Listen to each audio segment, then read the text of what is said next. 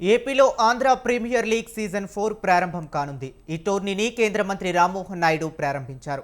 APL brand ambassador నటుడు victory Venkatesh ఈ కార్యక్రమానికి ముఖ్య అతిథులుగా హాజరు కానున్నారు.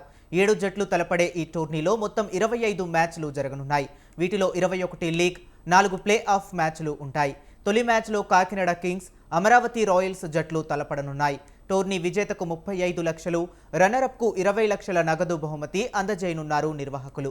అభిమానులకు ఉచిత ప్రవేశం కల్పించనున్నట్లు తెలిపారు.